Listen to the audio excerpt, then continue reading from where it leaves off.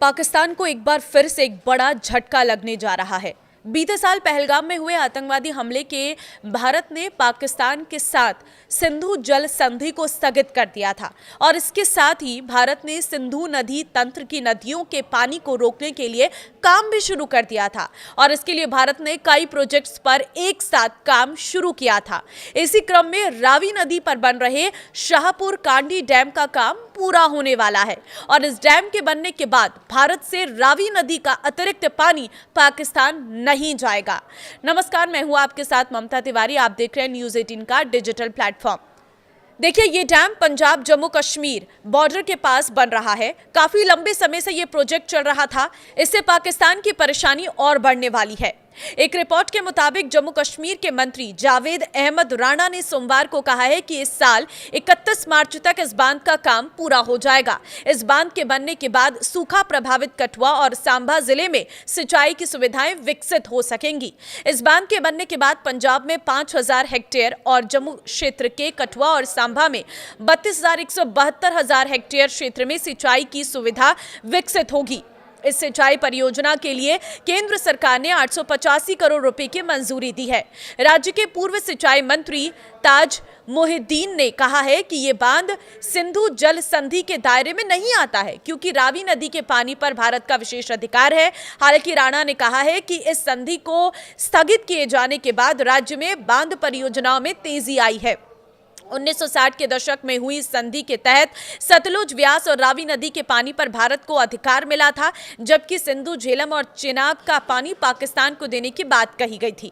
पहलगाम हमले के बाद भारत ने इस संधि को स्थगित कर दिया था।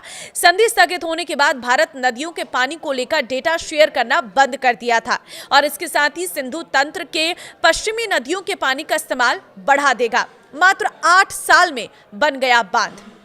रिपोर्ट में कहा गया है कि रावी के पानी पर भारत का अधिकार है। बावजूद इसके बांध न होने से काफी पानी पाकिस्तान चला जाता था और पंजाब जम्मू के इलाके सूखे रह जाते थे। इस बांध के बनने से बेकार होने वाले पानी का इस्तेमाल बढ़ेगा। इस प्रोजेक्ट को सबसे पहले नवंबर 2001 में मंजूरी मिली थी, लेकिन दो राज्यों के बीच विवाद के कारण काफी जो काम है वो कई दिनों तक रुका रहा। लंबी बातचीत के बाद सितंबर 2018 में पंजाब और जम्मू कश्मीर के बीच सहमति बनी और उसके बाद ये काम शुरू हो सका और उसी साल यानी 6 दिसंबर 2018 को केंद्रीय कैबिनेट ने इस प्रोजेक्ट को मंजूरी दी और इसके बाद करीब 8 सालों में इस बांध का काम पूरा हो गया है। रिपोर्ट में कहा गया है कि रावी के पानी पर भारत का अधिकार है। बावजूद इसके बांध ना होने से काफी पानी पाकिस्तान चला जाता था और पंजाब जम्मू के कई इलाके सूखे रह जाते थे। इस बांध के बनने से बेकार होने वाले पानी का इस्तेमाल बढ़ेगा। इस प्रोजेक्ट को सबसे पहले नवंबर 2001 में मंजूरी मिली थी, लेकिन दो राज्यों के बीच विवाद के कारण काफी दिनों तक ये काम रुका रहा। अब ये सिंधु जल संधि क्या है वो भी समझिए। देखिए, ब्रिटिश राज के दौरान ही दक्षिण पंजाब में सिंधु नदी घाटी पर बड़ी नहर का निर्माण करवाया गया था। उस इलाके को इसका इतना लाभ मिला कि बाद में वो दक्षिण एशिया का एक प्रमुख कृषि क्षेत्र बन गया। भारत और पाकिस्तान के बीच बंटवारे के दौरान जब पंजाब को विभाजित किया गया तो इसका पूर्वी भाग भारत के पास और पश्चिमी भाग पाकिस्तान के पास गया। बंटवारे के दौरान ही सिंधु नदी घाटी और इसकी विशाल नहरों को भी विभाजित किया गया, लेकिन इससे होकर मिलने वाले पानी के लिए पाकिस्तान पूरी तरह भारत पर निर्भर था।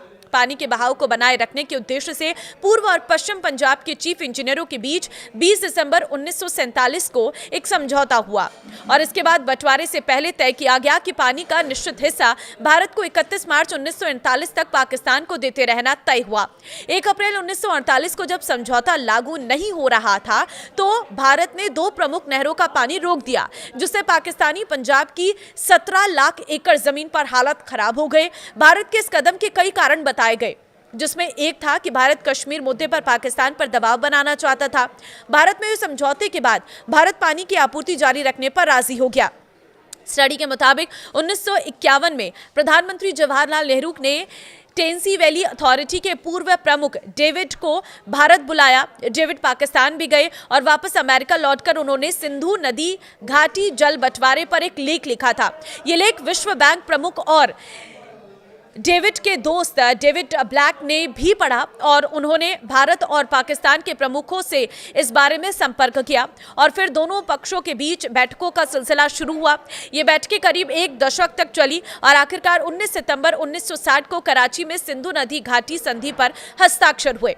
तो क्या है संधि के प्रावधान, वो भी आपको बता देते हैं। संधि के मुताबिक सिंधु, झेलम और चिनाब को पश्चिमी नदियां बताते हुए इनका पानी पाकिस्तान के लिए तय किया गया, जबकि रावी, व्यास और सतलुज को पूर्वी नदियां बताते हुए इनका पानी भारत के लिए तय किया गया। इसके मुताबिक भारत पूर्वी नदियों के पानी का कुछ अपवादों को छोड़कर बेरोक टोक इस्तेमाल कर सकता है। वहीं पश्चिमी नदियों के पानी के इस्तेमाल का कुछ सीमित अधिकार भारत को भी दिया गया था, जैसे बिजली बनाना, कृषि के लिए सीमित पानी। इस संधि में दोनों देशों के बीच समझौते को लेकर बातचीत करने और साइट के मुआयना आदि का प्रावधान भी था। इसी संधि में सिंधु आयोग भी स्थापित किया गया था। इस आयोग के तहत दोनों देशों के कमिश्नरों के मिलने का प्रस्ताव था। तो ये रहा पूरा विवाद। अब देखना होगा, क्योंकि पहलगाम में जिस तरह से आतंकवादी हमला हुआ था, उसके बाद भारत पूरी तरह से एक्शन में है और तब से लेकर अब तक पाकिस्तान की हर एक अपील को खारिज किया जा रहा है। और खास तौर पर ये जल समझौता तो अपने आप में बहुत बड़ा है। तो पाकिस्तान को यहां पर एक बार फिर एक बड़ा झटका लगने जा रहा है। नमस्कार।